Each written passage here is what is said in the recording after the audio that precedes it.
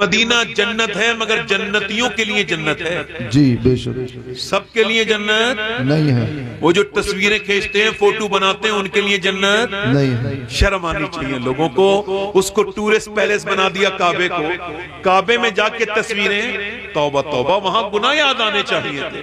وہاں اپنی بیویوں کے ساتھ تصویریں کھینچ کے ڈالنے والوں، تم تو بے غیرت بن گئے جا کے وہاں، جی بے شک تم نے تو دکھاوا کر دیا، تم نے تو بدتمیزی کر دی، تم کیا مدینے گئے ہو؟ اعلیٰ حضرت کے بھائی استاد زمن علامہ حسن مدینے میں چل رہے تھے، مدینے کے جنگل کا کانٹا پاؤں میں لگ گیا، پرانے زمانے کی بات ہے، انہوں نے کانٹے کو نکالا، نکالنے کے بعد شاعر تھے بہت بڑے، کانٹے کو نکالا اور چوما اور کہا اے خار مدینہ پاؤں سے کیا کام تجھے، آ میری جان میرے دل میں ہے رستہ تیرا۔ واہ سبحان اللہ، نعرہ تکبیر، نعرہ رسالت، مسلک اعلیٰ حضرت، بستی بستی کریا کریا، آپ مدینہ گئے، بستی بستی کریا کریا، سید شباد حسین صاحب قبلہ، نعرہ تکبیر، نعرہ رسالت۔ آپ نے دنیا سے محبت کر لی، واہ سبحان اللہ، بینکوں میں پیسے جمع کر لیے، مدینہ نہیں دیکھ رہے، بغیر مدینہ دیکھے مر گئے تو کیا ہوگا؟ واہ سبحان اللہ، حضور نے فرمایا جس نے میری جس نے تربت کی زیارت کی اس پہ میری شفاعت واجب ہوگی، واجب ہو جاتی ہے بے شک۔ حضور کے مدینے میں سبحان اللہ اس کا کوئی تعریف ہو نہیں سکتی ہے نا، مگر مدینے سے پلٹنا بڑا مشکل ہے۔ اعلیٰ حضرت فرماتے ہیں کہ ہو گیا دھک سے کلیجہ میرا، شعر سنیے گا ذرا، جی بے شک، میں نے اعلیٰ حضرت کو یوں ایسے سن کے نہیں مانا، سمجھ کے پڑھ کے مانا ہے، اور میں اب ہٹنے والا نہیں، میری نسلیں بھی نہیں ہٹیں گی اعلیٰ حضرت سے۔ کیوں؟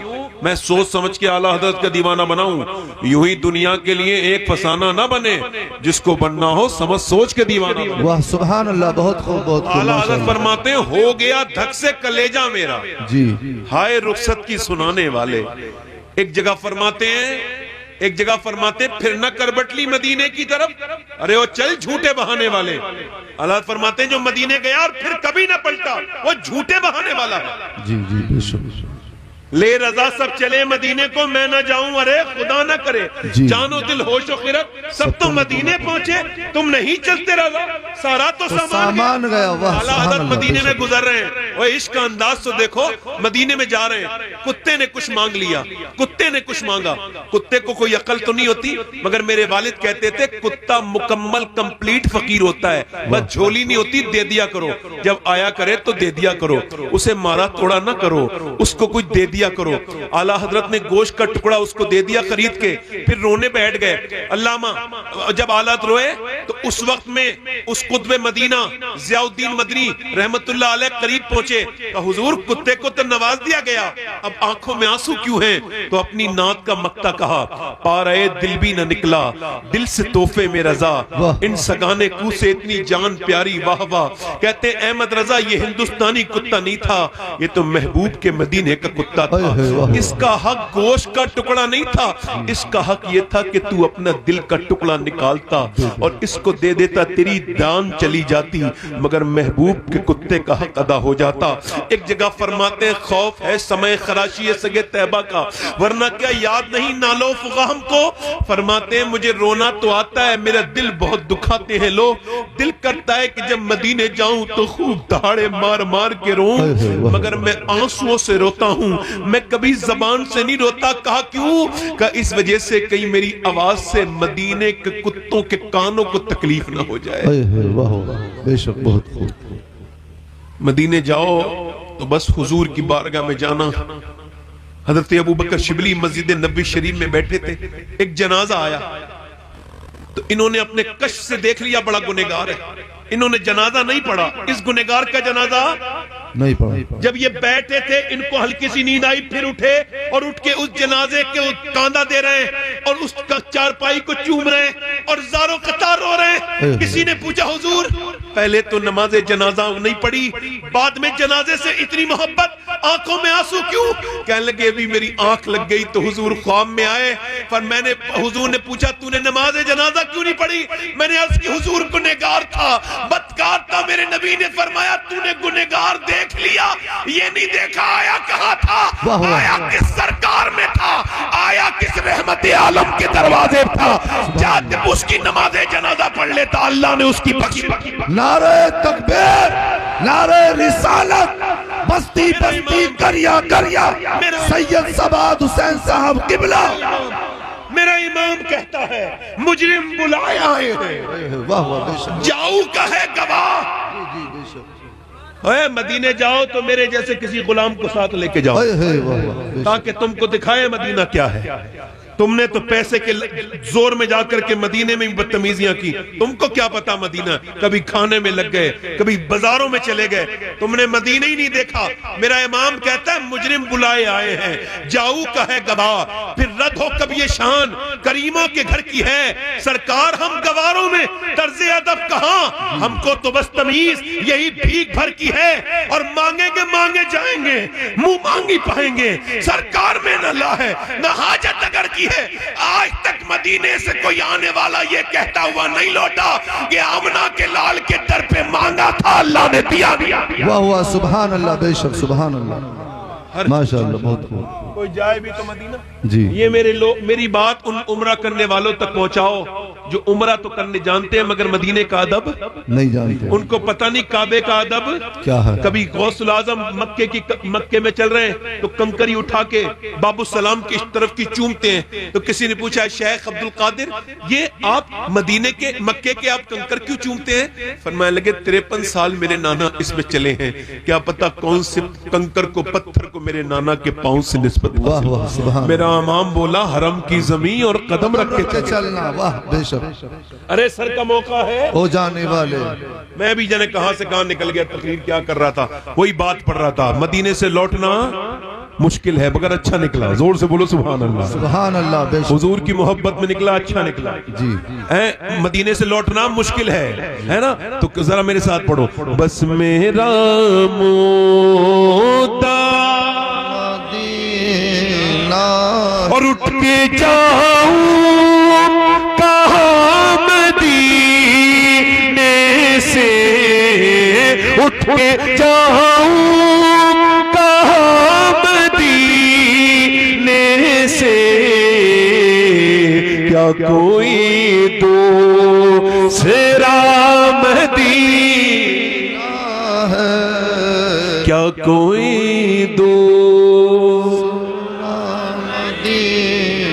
آخری شعر پڑھتا ہوں ساتھ میں پڑھنا، جس کا دل فدا ہو حضور کے اوپر میرے ساتھ پڑھے گا۔ دل فدا ہے مدینے والے پر، دل فدا ہے مدینے والے، میرا دل فدا ہے مدینے والے پر، دل منور میرا مدینہ ہے، دل منور میرا مدینہ ہے۔ اللہ آپ کو کسی کا محتاج نہ کرے، آمین آمین آمین ثم آمین، اللہ ہم سب کو مدینہ دکھائے آمین اور بار بار دکھائے۔ آمین۔ میرا امام کہتا ہے سنگے درے حضور سے ہم کو خدا نہ صبر دے، اے ہے، جانا ہے سر کو جا چکے دل کو قرار اللہ کا خوشیاں۔ میری تقریر شروع ہوئی، ایکو کم کر دیں، آپ کا مائک بہت اچھا ہے، میری آواز ہی خراب ہے، میں صحیح بتا رہا ہوں آپ کو، آپ اس کا ایکو کم کر دیں۔ بھائی مائک اچھا اس وجہ سے کہ مائک سے کوئی حساب قیامت کے دن نہیں ہوگا، بالکل ٹھیک فرما رہے تھے مفتی صاحب۔ یہ بات میں بھی آپ سے عرض کرتا ہوں کہ یاد رکھیں، جب حضرت ابو ہریرہ سے سوال ہوا کہ آپ یہ بتائیے قیامت کے دن سب سے پہلے حساب کس سے ہوگا، تو وہ رونے لگے، اور کیفیت یہ بن گئی کہ چہرہ کبھی سرخ ہوتا تھا کبھی پیلا ہوتا تھا۔ تو پوچھا یہ روتے کیوں ہیں اتنا؟ کہنے لگے سب سے پہلے علماء سے حساب ہوگا، بے شک، سب سے ہوگا حساب۔ یہ تو یہ پیروں کا اللہ بھلا کرے جنہوں نے فری میں ہمیں جنتیں بانٹی ہیں، مجھے تو ان کی خود کی جنت پہ بھی شک ہے، برا نہ مانیے گا۔ جی بے شک، معاف کیجئے گا، مجھے معذرت کے ساتھ عرض کر رہا ہوں، چونکہ ہمارے مشائخ نے، ہم کے بزرگوں نے یہ سکھایا. حضرت ابو بکر صدیق فرماتے ہیں یوں 2 کشتیوں میں سوار ہونے والا ڈوب جاتا ہے، مگر فرماتے ہیں آپ آخرت کے معاملے میں 2 ہی کشتیوں پہ سوار ہو، ایک تو خوف کی کشتی ہے اور ایک اللہ کی رحمت کی کشتی ہے. بے شک.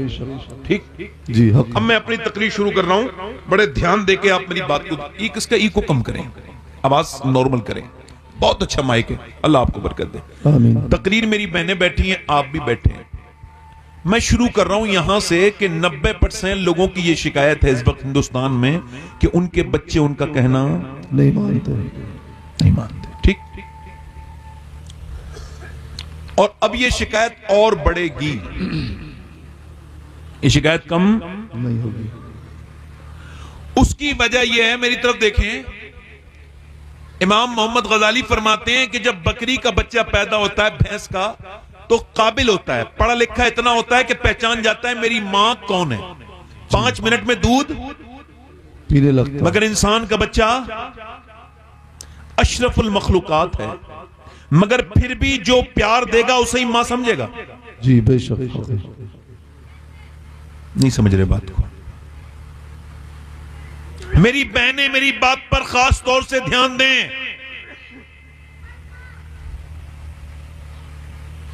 چندی گڑھ یونیورسٹی میں ابھی ایک ویڈیو وائرل ہوا پولیس کے ذریعے، پولیس نے خفیہ ریکارڈنگ کی تھی. شکایت یہ تھی کہ ایک پروفیسر صاحب اپنی 80 سال کی ماں کو مارتے ہیں. اب کوئی ایویڈنس نہیں تھا تو انہوں نے اس کی خفیہ ریکارڈنگ کروائی. جب ریکارڈنگ کروائی تو سامنے آیا کہ وہ اکیلے نہیں مارتے تھے جناب، ان کی بیوی بھی اپنی ساس کو مارتی تھی. وہ پروفیسر تھے، یہ لیکچرار تھی، دونوں یونیورسٹی کے مالک تھے. اب آپ مجھے یہ بتائیے، محلے والوں کو رحم آیا؟ انہوں نے پولیس میں شکایت کی. ان دونوں پڑھے لکھوں کو رحم نہیں آیا کہ آپ یہ کہہ سکتے ہیں کہ یہ دونوں جاہل تھے؟ کیا آپ کہہ سکتے ہیں اس بات کو یہ جاہل تھے دونوں؟ بولو. وہ جاہل تھے، فزکس پڑھے ہوئے تھے، کیمسٹری پڑھے ہوئے تھے، پڑھے ہوئے نہیں تھے، پڑھاتے تھے. اس کی بیوی لیکچرار تھی، شوہر اس کا جو پروفیسر تھا وہ ساری چیزیں جانتا تھا. مگر آپ مجھے بتائیں آخر بات کیا ہے کہ اس نے اپنی ماں کو مارا؟ تو اس کا ایک ہی جواب ہے کہ دنیا کی ساری یونیورسٹیاں فزکس اور کیمسٹری میتھمیٹک پڑھاتی ہیں، مگر ماں باپ کا احترام صرف میرے نبی کا دین پڑھاتا ہے اور مدرسہ پڑھاتا ہے. واہ واہ سبحان اللہ. نعرہ تکبیر، نعرہ رسالت، مسلک اعلی حضرت سید شباد حسین صاحب قبلہ. انجینئر صاحب نے امی کو نکالا، ڈاکٹر نے نکالا، کبھی بھی کسی حافظ جی نے نہیں نکالا. واہ واہ. کسی قاری صاحب نے نہیں نکالا. بے شک. کسی مولانا صاحب نے نہیں نکالا. اور اس میں کیا وجہ ہے؟ اس کی ایک ہی وجہ ہے. امام محمد غزالی فرماتے ہیں کہ جب بچہ گود میں آ جائے، توجہ کرنا، میری بات غور کرنا، میں خاص طور سے بچوں کے اوپر بات کر رہا ہوں، بہنوں سے بات کر رہا ہوں. میری بیٹیاں، جتنی میری بہنیں بیٹی ہیں، میں ان سب کا خادم ہوں، ان کا نوکر ہوں. اگر یہ تھوڑی سی مجھ پہ مہربانی کر کے میری تقریر پہ دھیان دے لیں گی تو بہت کچھ تبدیلی آ سکتی ہے اگر میری بہنیں چاہیں. امام غزالی فرماتے ہیں جب بچہ گود میں آئے، آپ دیکھیں کوئی مولانا اپنی ماں کا گستاخ نہیں ملے گا. 90% نہیں 99% ماں باپ کے فرما بردار ہوتے ہیں. کیوں؟ جب بچہ گود میں آئے، بولنا شروع کرے ہلکے ہلکے، تو امام غزالی کہتے ہیں گود میں لینا اور تجربہ کرنا، اس سے کہنا اللہ اللہ اللہ اللہ. اب آپ کہہ رہے ہیں اللہ اللہ اللہ اللہ اللہ اللہ اللہ. بچہ جواب دے رہے ابا ابا ابا. آپ کہہ رہے ہیں اللہ، وہ کہہ رہے ابا. امام غزالی کہتے ہیں وہ کہتا نہیں، اس سے اللہ کہلواتا ہے. دیکھ تو نے اسے میرا نام سکھایا ہے، میں نے اسے تیرا نام سکھا دیا. سبحان اللہ سبحان اللہ. بہت خوب بہت خوب ماشاءاللہ. جی. ابھی ایک بچہ پاگل ہو گیا. یہ میری بہنیں سن لیں، اور یہ خاص طور سے تقریر ہے ان عورتوں کے لیے جو ایک دم بات بات پہ اپنے بچوں کو موبائل دیتی ہیں. دھیان سے سنیں، دھیان سے سن لیں. اب یہ کوئی تقریر نہیں ہو رہی، مشورہ دیا جا رہا ہے. اس پر ریسرچ ہو چکی ہے. جیسے ڈینگو ایک بیماری تھی، اس کا علاج بن گیا. جیسے کرونا ایک بیماری تھی تو اس کا علاج بن گیا. ایسے ہی مثال کے طور پر یہ موبائل ہے میرا، یہ موبائل میں دکھا نہیں رہا ہوں، کسی دوسرے کا بھی دکھا سکتا ہوں. کوئی ایسا نہیں کہ میں موبائل کا اپنا شو کر رہا ہوں، ایسے کر کے دکھا رہا ہوں. کوئی بھی موبائل ہے A to Z، اس کا میں مالک ہوں، اس کا میں مالک ہوں. نہیں. اب تھوڑی دیر کے بعد میں ایسا ہو جائے یہ موبائل کے بغیر مجھے چین ہی نہ ہو، یہ موبائل کے بغیر مجھے سکون نہ پڑے، میں اس کو ہر وقت دیکھتا رہوں، 8 گھنٹے دیکھوں، 9 گھنٹے دیکھوں، اور میرا اسکرین ٹائم اور بڑھ جائے، تو اب پراپر میں اس کا مالک نہیں ہوا، یہ میرا مالک ہو گیا، اور اب یہ ایک بیماری ہے۔ جی جی بے شک حق ہے۔ یورپ میں باقاعدہ الگ بارڈ بن گئے موبائل کے بیماروں کے، اور ہم اس کو ابھی تک مذاق سمجھ رہے ہیں۔ ہم سمجھ رہے ہیں کنزیوم کرنی ہے اپنی 2 GB 3 GB۔ جی ارے موبائل نے سوچنے کی عادت چھین لی لوگوں سے۔ جی بے شک۔ سوچنے کی کوئی سوچتا ہے اب؟ کیوں؟ چونکہ اس کے پاس یہ کھلونا، تھوڑا سا بھائی اس کا گونج اور کم کریں، گونج بڑا اچھا مائک ہے ماشاءاللہ، گونج کم کریں، ادھر میری طرف دیکھیں، جی میری طرف دیکھیں۔ اب آپ موبائل لگاتار دیکھ رہے ہیں، اب ایک بچہ ہے کرناٹک میں، ایک بچہ پاگل ہو گیا، اس کو نیورو سرجن کے پاس لے کے گئے، سائیکیٹرسٹ کے پاس لے کے گئے، تو اس نے جب اس کا چیک اپ کیا، اس کا دماغ خراب ہو چکا تھا، وہ توازن کھو بیٹھا تھا، بچہ تھا 6 سال کا، بڑا خوبصورت بچہ، مگر وہ روتا تھا۔ اس سے پوچھا ڈاکٹر نے تیری ماں کہاں ہے؟ کہنے لگا موبائل کے اندر ہے۔ تیرے باپ کہاں ہے؟ موبائل کے اندر ہے۔ ماں رو رہی ہے، ہائے میرا بیٹا، میرے پیارے بیٹے، میں تیری ماں ہوں۔ وہ کہہ رہا نہیں تو میری ماں نہیں ہے، یاد رکھنا کہیں تمہارے بچے کی زندگی میں ایسا نہ ہو جائے، تو میری ماں نہیں ہے، میری ماں موبائل کے اندر ہے۔ بچہ کہہ رہا ہے نہیں، باپ کہہ رہا ہے میں تیرا باپ ہوں۔ کہا نہیں تم کون ہو؟ میرا باپ تو موبائل کے اندر ہے۔ بچوں میں، یہ دلی میں ایک اسکول میں ریسرچ ہوا، بچوں سے پوچھا گیا کیا بننا چاہتے ہو؟ تو 51واں بچہ بولا میں موبائل فون بننا چاہتا ہوں۔ ماسٹر نے پوچھا کیوں؟ رو کے بولا نہ امی دھیان دیتی ہیں نہ ابا دھیان دیتے ہیں، پورے دن موبائل میں لگے رہتے ہیں، مجھ سے کوئی بات نہیں کرتا، میں بڑے ہو کے موبائل بن جاؤں گا تو کم سے کم ابا مجھے وقت تو دیں گے، مجھ سے بات تو کریں گے۔ گھر میں آیا، فیس بک کا غلام، فیس بک چلانے لگا۔ سوچ جن کی اولاد نہیں ہے، جب اولاد بندہ گھر پہنچتا ہے تھکا ہوا آدمی، اور جب بچے باپ باپ کہہ کے، ابا ابا کہہ کے، جب پاپا پاپا کہہ کے بچے جب چپٹتے ہیں، اور ساری تھکان ان کو دیکھ کر کے باپ کتنا بھی تھکا ہوا ہو، جب بچے آ کے چپٹتے ہیں ساری تھکان، بیمار ہو تو بالکل ٹھیک ہو جاتا ہے بچوں کو دیکھ کے۔ ارے ان جاہلوں کو کیا پتا جو ویڈیو گیم بچوں کے سامنے کھیل رہے ہیں، یوٹیوب کے غلام، انسٹاگرام کے غلام، یہ فیس بک کے غلام، اپنے بچوں کو جو گود میں نہیں لیتے، اپنے بچوں کو جو سینے پہ بٹھال کے کھلاتے نہیں، ان کو کیا پتا جب بچے باپ کے سینے پہ کودتے ہیں تو دل کو کتنا سکون پہنچتا ہے۔ ان کو کیا پتا، اس جاہل عورت کو کیا پتا کہ جس کا بچہ رویا تو اس نے موبائل دے دیا۔